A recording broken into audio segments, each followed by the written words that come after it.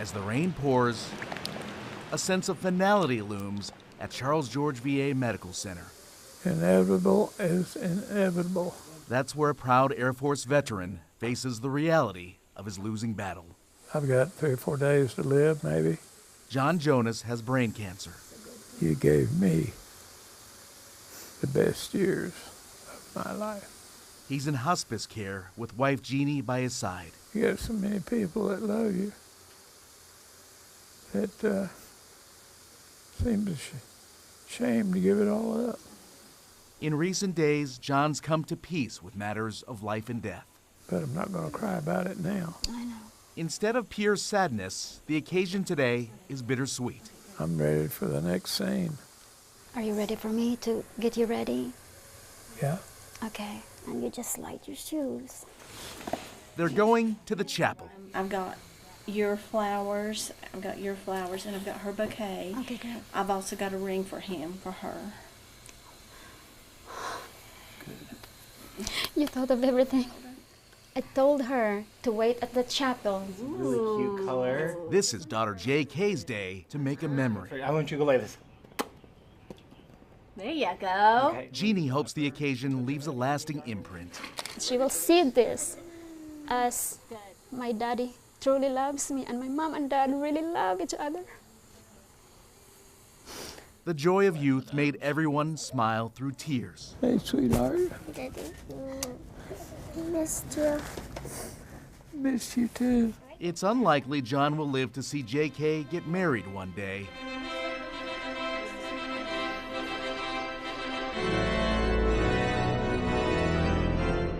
You hold on to your dad's arm just like that, all the way down. Come on, Daddy. At least today, they'll share a symbolic ceremony. Jeannie says her daughter understands more about death than she ever thought. And I'm gonna miss daddy. But I know he's gonna be in a place he's not gonna hurt anymore. And one day, Mommy, I'm gonna see him again.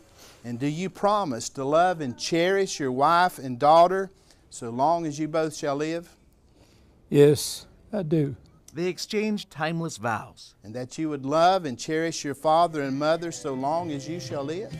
Yes. You remember when we used to dance together and you would do the most fantastic little twirl?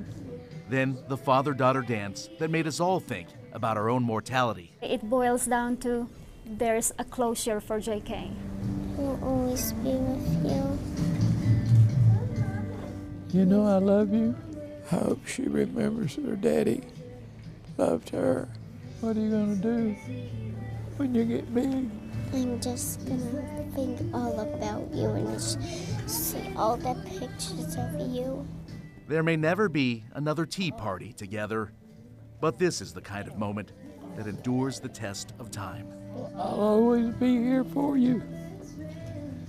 In spirit. In Asheville, News 13.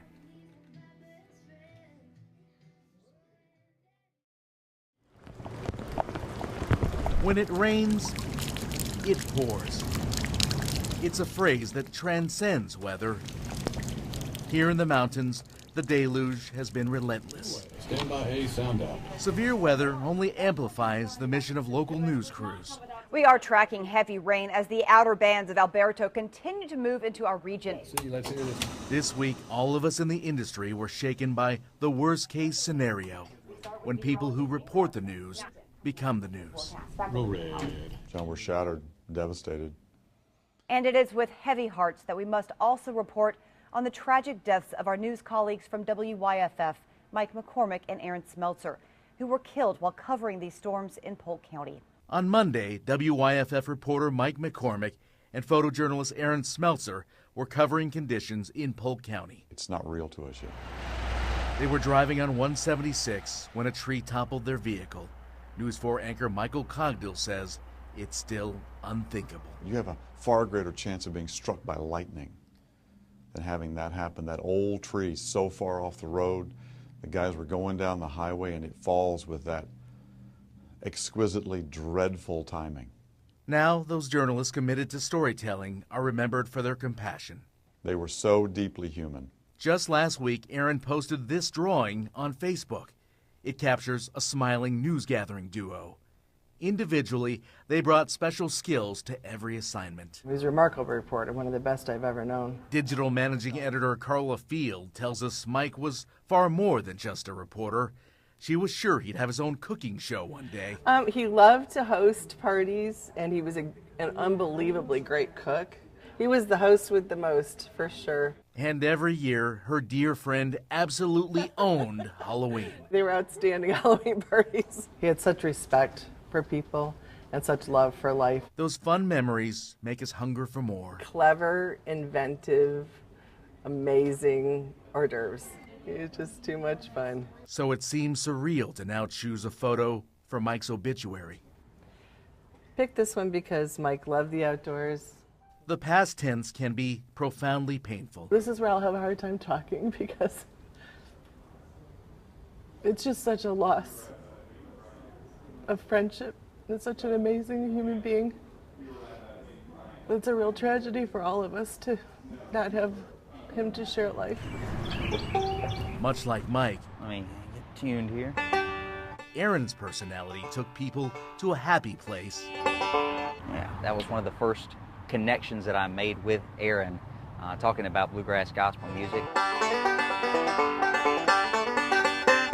Fellow WIFF photographer Cody Sloan says Aaron recently watched him perform with the Mountain Bridge Band. Contagious smile. He had a smile that could stretch across the newsroom. And Smeltzer had a lot to smile about. He and his fiancée Heather were to be married in August.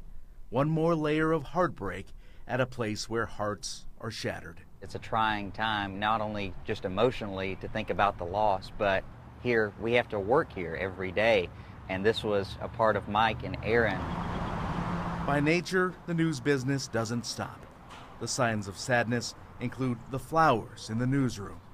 Then there's Mike's painfully empty desk. But I've seen how it has shattered this place. It has shattered this family. And we'll never be the same. We have live team coverage on the dangerous conditions. WLOS is just 51 miles from WYFF, yet sometimes we feel oceans apart. The Memorial Day tragedy is a reminder of how close we really are. When it comes to perspective, sometimes when it rains, it pours. And Polk County is seeing more heavy rain. In Asheville, News 13.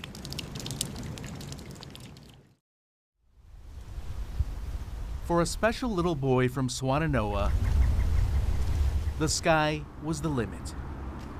I encouraged him to be a meteorologist someday. If you work hard in school and you dream big, anything's possible. And I had all the faith that he can do it. Zachary Solomon had a natural curiosity for nature. He was recently diagnosed with high-functioning autism. His dad encouraged him to be just like our News 13 chief meteorologist. All the way through morning, we have just some high clouds at times. Watching Jason Boy, he does such a great job. He knows his stuff so well. You can be him someday. He was like our little weatherman. Yeah, I don't know what to do without him. I always asked him, what's the temperature going to be like tomorrow? He could tell you. His memory was so good with that, he could tell you. Parents Danny and Rebecca are despondent. Their 10-year-old died suddenly of a brain tumor.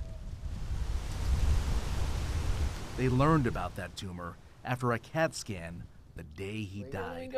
He was hurting, his head was hurting really bad. And people had been telling us, and he had been telling us his hand was shaking, and I just... Beyond the sad circumstances of how he passed, they'd like Zach to be remembered as a kind kid who liked to travel and loved to talk about the weather. The highs and lows in the forecast were his link to places and people. He had, like, every place we would travel to, he would have the weather for that place, and he would check it every hour or so. Charlotte, we go there for Carowinds. We've got Carowinds passes this year for him. Tampa, because he's got a grandmother that lives down there, and because he had to check it, and it would get to the point, you know, where he would want to look and see, okay, Mom, tomorrow's going to be cold, so I need to wear pants. But I need short sleeves when we get home. We're going to change into shorts. The Solomons thought a great way to remember him would be to reach out to his hero. We want his memory to live on. All right, forecast lows tonight in the 50s area wide. It's So Danny called News 13 with a special request for our weatherman. A warmer than average day once in his memory, in my son's memory.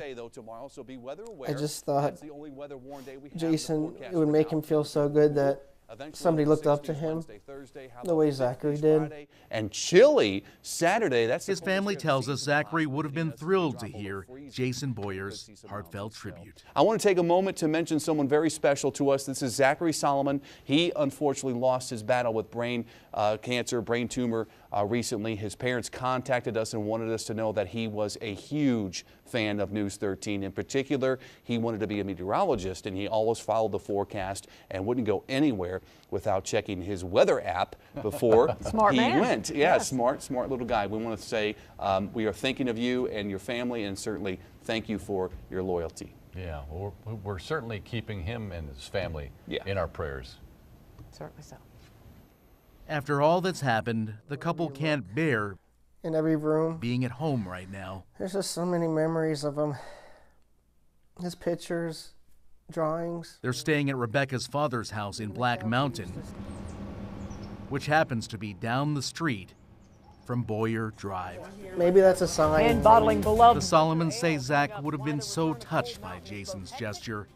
His words provide solace to the grief-stricken family. Nightly news with, Jason Boyer. He loved him. In Buncombe County. All right, forecast lows tonight in the 50s area wide. It's News 13. Tomorrow back into the 60s and 70s, so a warmer than average day once again.